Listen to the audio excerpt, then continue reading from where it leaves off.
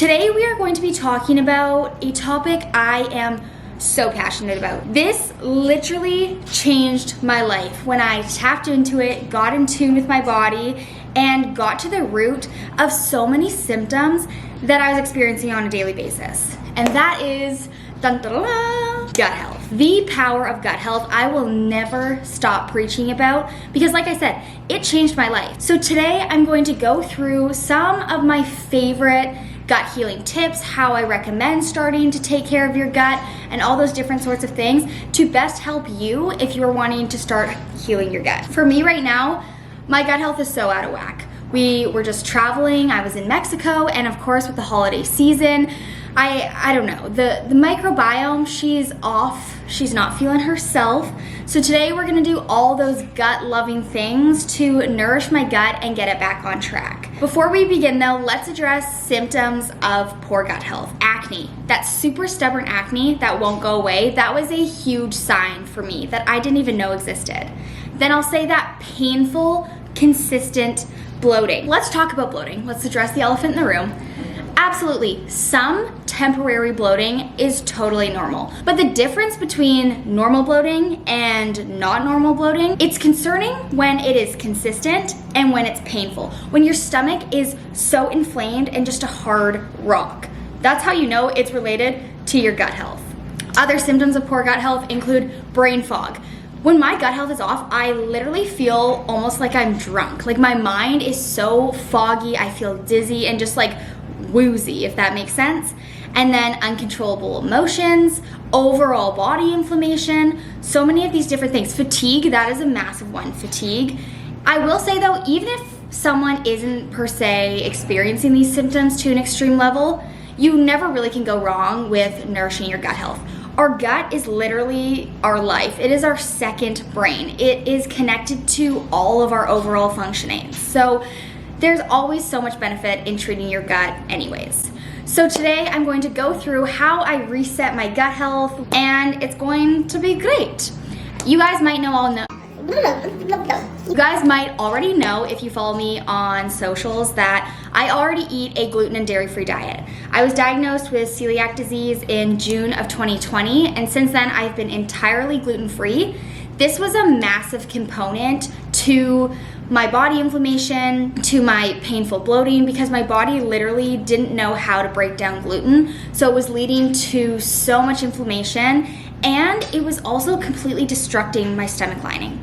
So once I got rid of gluten, my gut lining was in shambles, so I had to do a lot to nourish it and build it back up.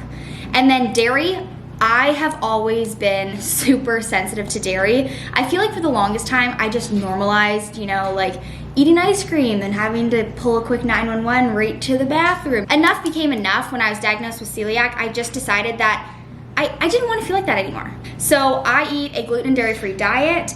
If you don't, but you're experiencing poor gut health symptoms and you want to kind of get to the bottom of it, I highly recommend exploring either or both of these avenues, whatever you feel might be most applicable to you. And I will disclaim, the thing about gut health, it is so powerful to each of our individual health journeys. However, it is not a one-size-fits-all. So exactly what works for me will not necessarily work perfectly for you, which makes it frustrating because I feel like gut health is such a buzzword right now. So it's just kind of like a bunch of trial and error. It's a puzzle. You're trying to piece together all these pieces to create this masterpiece of your gut health. My first tip, which it's an eye roll, like it really is. Everyone always hears, drink more water, which it's annoying. It's kind of boring, it's kind of bland. Everyone knows it, but do we do it? Usually not. We need to be drinking water. Water helps flush our system, especially if you have like bad bacteria in your gut health. You need water to help flush out the toxins. I aim for 3 liters a day. Have I been hitting that?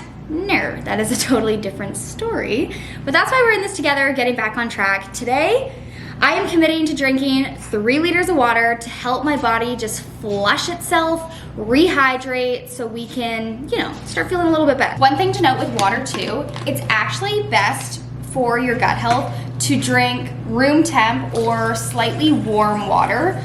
Cold water just isn't ideal for absorption. So here we go. First things first. And feel free to add a little lemon or even like cucumber, but I like lemon because of the antioxidants in it, which are also super beneficial for your gut. And I'm sure you're probably wondering, what do antioxidants do to the gut? They basically just help bring it back to life, keep things regular, keep things functioning, and we just like to support our gut in the best way possible. And plus, if you haven't been drinking a lot of water and then you go and you try a drink, I'm gonna throw this whole thing in there, and then you go and try and drink a bunch of water, it's hard to do because it's just so bleh and bland.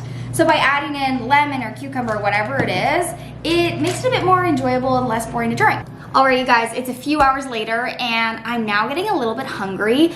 My appetite hasn't been huge since I've been back from my trip, just because I feel my gut health is so off and I just haven't been hungry because I feel so full and kind of like backed up. You know what I mean? So I honestly haven't eaten much today, but now that I am starting to get hungry, I'm going to make a nutrient-dense, anti-inflammatory soup to help soothe my gut and also fill my body with micronutrients and vitamins that it just hasn't been getting, especially when I was vacationing. I have been on such a soup kick for this entire fall and winter season. They're so easy and it's such a great way to get so many different vegetables, protein sources all together, and also soothe your gut because of the collagen and the properties of bone broth, which is so good for your gut health. But anyways, I'll get into that in a second.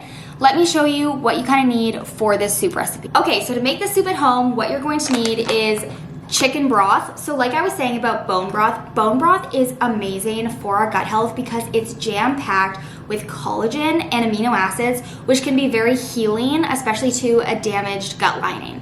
In saying that though, you don't just need a damaged gut lining to drink it. It's just super nutrient dense for our gut health and really can benefit anybody. So this is going to be the base of our soup. And then we have some cauliflower and then a carrot. I have a russet potato, but sweet potatoes are my preference. I just didn't have any.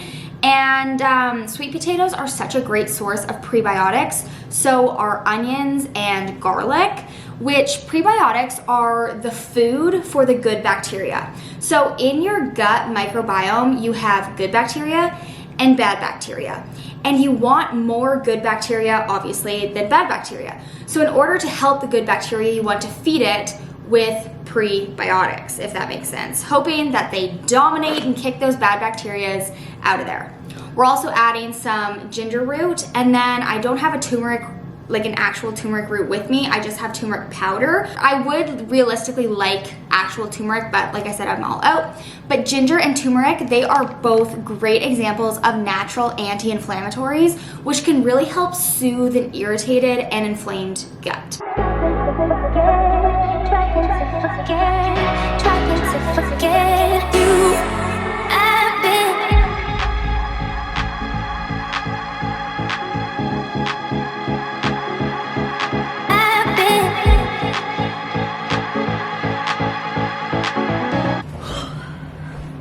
Now, I am stuffed. I just ate my soup, Sunday soup. Oh, I'm stuffed, I'm full, but it feels so good on the tongue, and there's leftovers, so I'm set up for tomorrow as well. My next gut health tip is different supplements. Let's go to the supplement cupboard, shall we? Now, before I share my supplements, I do want to say we shouldn't be relying on supplements. You know, a lot of the vitamins and minerals that we need that's not gonna work. But they can come from nutrient-dense whole foods. However, I do think some supplements can complement nutrient-dense whole foods to make the happiest, healthiest gut in the world. So I'm gonna walk you through some of my favorite ones, okay? The two supplements for gut health that made a big impact on my journey was first and foremost, L-glutamine. And I know, just like gut health, L-glutamine is a total buzz product. It essentially is a non-essential amino acid that our body naturally produces. However, there's some research that says a deficiency in L-glutamine can be linked to poor gut health symptoms like painful consistent bloating. So what it does is it basically aids the repairing of a damaged stomach lining. So I've been taking this, I think my naturopath told me to start taking this like right off the hop of my gut healing journey. And I still take it whenever my stomach is feeling kind of off or whatever the case may be. And now for a probiotic. So probiotics are the good bacteria in your gut. So by taking this, you're helping your gut microbiome be predominantly good bacteria instead of bad bacteria. So those are kind of my top 2 recommended ones. One thing I do think we should address is greens powders. There are so many different greens powders out on the market, and I know it's so hard to differentiate between, you know, Susie's green powder and Sally's greens powder, and how do you know which one is going to work for you? If you take anything away from this video, please let it be the fact that no greens powder is going to magically heal your gut, okay? If anything, a greens powder, a good quality greens powder, should have a substantial amount of high quality greens in it, essentially replacing leafy greens that we would otherwise be eating in our diet. And so they can be useful to get in extra high quality greens if we're not getting them in our diet, or even to add to the nutrient dense whole foods we are getting from our diet. But in no way should they be relied on as a green supplement. You still very well should be eating your leafy greens, all your vegetables. And that was so important for me to clear up because there's just such a misconception around greens. And unfortunately, there are some of them that are out on the market that actually even contain ingredients that are not optimal for gut health at all. And then other ones don't even have substantial amounts of greens in it. So like you're honestly better off eating one piece of spinach, if you know what I mean. Do your research, because if you're putting something into your body, you want to know exactly what it is, because our health is important. And I want to empower you in your health. It is the next day, but I just wanted to quickly touch on my last piece of advice if you are wanting to start your gut healing journey or fine-tune your gut health, and that is stress management. It's another one of those eye roll pieces of advice because I feel we all know that we need to manage our stress, but actually doing things to help manage our stress, I feel a lot of the time is just overlooked. When I tell you, this component played such a crucial role in my gut healing journey. It is, though, I would say the one that I still struggle the most with. Like I have to be checking in with myself often, making sure I'm applying these stress management techniques, not only for like my emotional health, but because of my gut health. Our gut is our second brain. So stress, you know, it hinders on us. There's weight on our shoulders whenever we're super stressed. It is impacting our gut in that same drastic way. So there's so many different things that we can do, and you know, what works for me isn't necessarily gonna work for you, just like every other gut health tip. But some of my favorites, working out. I actually get asked quite a bit how I have motivation to work out so often.